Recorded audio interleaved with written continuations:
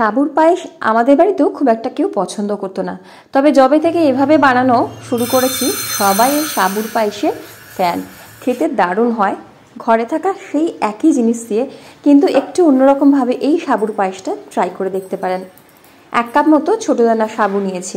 সাবুটাকে ভালো মতো ধুয়ে নেব। আপনাদের ইচ্ছা হলে বড় দানার সাবু দিয়েও কিন্তু এই পায়েসটা করতে পারেন।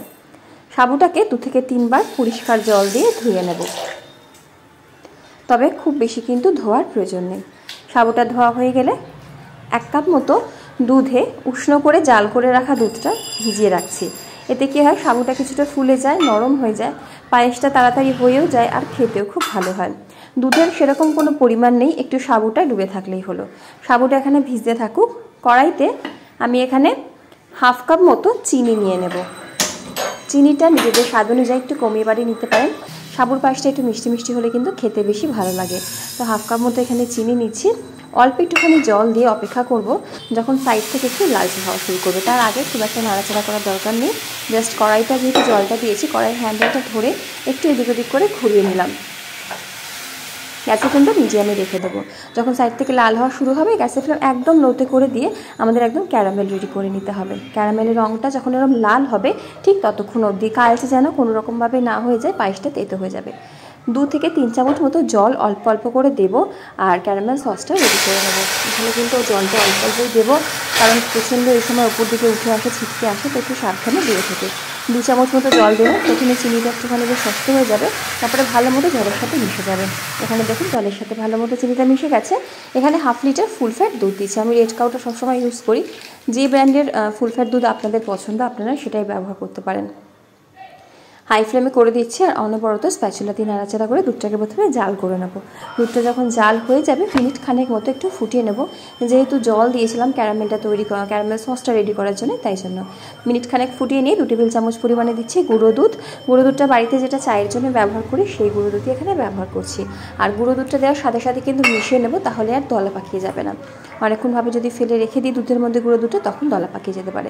অথবা 2 হাতা মতো একটু দুধ তুলে নিয়ে একটু উষ্ণ করে গুঁড়ো দুধটা ভালো মতো মিশিয়ে নিয়েও দিতে পারেন পরে।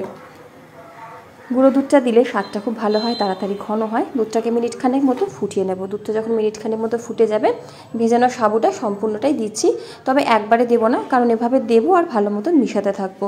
একবারে দিতে গেলে অনেক সময় কি হয়, আমাদের হাতে সময়টা অনেকটা লেগে যায়, তখন একটা জায়গায় হয়তো দলা পাকিয়ে যায়। তাই দেবো আর মিক্স করতে থাকবো। এভাবে পুরো সাবুটাকে দিয়ে সাবুটাকে গ্যাসের ফ্লেমটাকে লোতে রেখে পায়েসটাকে রেডি করতে হবে।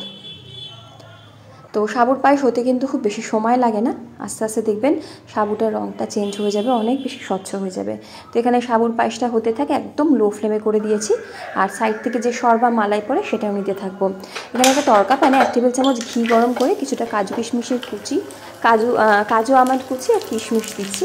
বাদামটা নিজেদের পছন্দ অনুযায়ী, বাড়িতে যেমন বাদাম থাকবে যে কোনো রকম বাদাম আপনারা দিতে পারেন পছন্দ মতো। আখরোট কুচিও দিতে পারেন। লো ফ্লেমে বাদাম আর কিশমিশটাকে বেশ ভেজে নেব হালকা করে।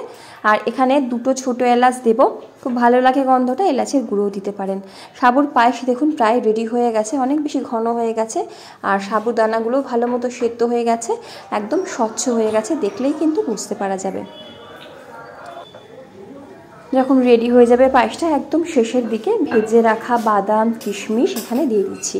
অল্প একটুখানি বাদাম আর কিশমিশ রেখে দেবো যখন পরিবেশন করব সেই সময় সাজিয়ে দেওয়ার জন্য, আর বাকি সম্পূর্ণটা এখানে দিয়ে দিয়েছি। এভাবে ঘিয়ে ভাজা বাদাম কিশমিশ যদি লাস্টের দিকে দেওয়া হয় না, পায়েসটা খেতে খুব ভালো হয়। ক্যারামেলটার জন্য একটা আলাদা রকমেরই ফ্লেভার হয়, যাতে পায়েসটা খেতে দারুণ লাগে। সাবুর পায়েস যদি এভাবে কখনো তৈরি না করে থাকেন, অবশ্যই একদিন তৈরি করতে পারেন। এই ক্যারামেল সাবুর পায়েসটা খেতে দারুণ। লো ফ্লেমে আর মিনিট খানেক একটু নাড়াচাড়া করে নিলেই আমাদের সাবুর পায়েস একদম রেডি হয়ে যাবে। গ্যাসের ফ্লেমটাকে বন্ধ করে দেব। নামিয়ে নিয়ে একদম ঠান্ডা ঠান্ডাও পরিবেশন করতে পারেন, আবার গরম গরমও পরিবেশন করতে পারেন। আমি চিনি আমার মিষ্টির স্বাদ অনুযায়ী দিয়েছি, আপনারা আপনাদের মিষ্টির স্বাদ অনুযায়ী একটু কম বেশি করতে পারেন। দেখুন সাবুর পায়েসটা একদম পারফেক্ট রেডি হয়ে গেছে। নামিয়ে নিয়ে গরম গরম পরিবেশন করব, ওপর থেকে ঘিয়ে ভাজা কাজু কিশমিশ আর একটু পেস্তা কুচি ছড়িয়ে। দেখে জিভে কি জল আসছে? যারা সাবু পছন্দ করেন, সাবুর পায়েস পছন্দ করেন, তাদের জন্য কিন্তু এটা একটা মাস্ট ট্রাই রেসিপি। ভিডিও ভালো লাগলে লাইক কমেন্ট শেয়ার সাবস্ক্রাইব করে পাশে থাকবেন। দেখা হবে নিত্য নতুন ভিডিওতে। অবশ্যই পরের রেসিপি পাওয়ার জন্য পাশের বেল আইকনটা প্রেস করতে হবে। আজকের ভিডিও এই অবধি। দেখা হচ্ছে পরের ভিডিওতে অন্য কোনো রেসিপি নিয়ে। সকলে ভালো থাকুন, সুস্থ থাকুন, হাসি খুশি থাকুন। ধন্যবাদ।